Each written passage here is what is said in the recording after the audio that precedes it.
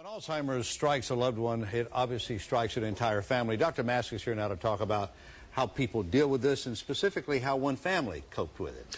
David, Alzheimer's disease robs one of one's memory as well as one's ability to communicate. In the later stages, this person may or may not recognize their own spouse or children. Well, we met a man who is gathering the memories of his grandfather at a time when his grandfather's memories are fading away.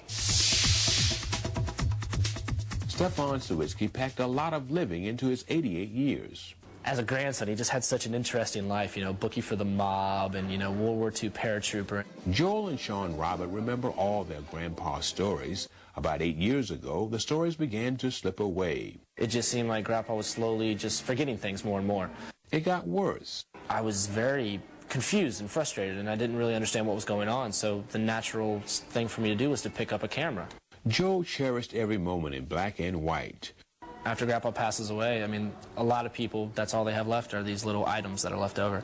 The pictures were just for him and his family at first, but Joe decided the BRYAN Alzheimer's Research Research Conference was a good place to share the experience, that other families dealing with the disease might find their own creative ways of coping and connecting.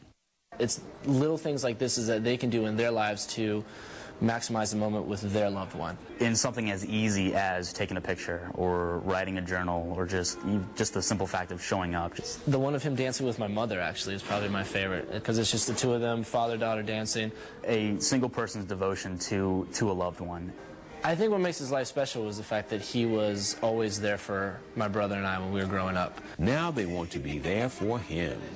You just got to experience it with him and just drain every single essence of beauty that's in that moment because you never know when it might disappear.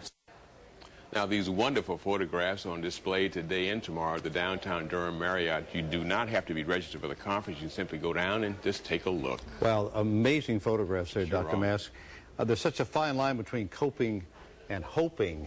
Exactly. We see how this family's coping with it, but is there a best hope for families in dealing with this? Well, I think it's important for people to be able to put a label on what memory loss is. People come into the office and they're concerned about memory loss. Sometimes it ends up being medications they're taking, sometimes fatigue, sometimes organic brain syndrome, other diagnoses. But I would suggest that if you've got a problem like this, be sure to see your doctor early to get the correct diagnosis. Oftentimes you'll need to be referred on to a neurologist or a place like the Duke Memory Clinic to essentially diagnose it. But the earlier the diagnosis is made, then the more help the person can get. Well, and if it does strike, what a wonderful way to capture and to keep things going. I'm going to try to go take a look at this tomorrow. Well done. Dr. Mask, thank you. You bet.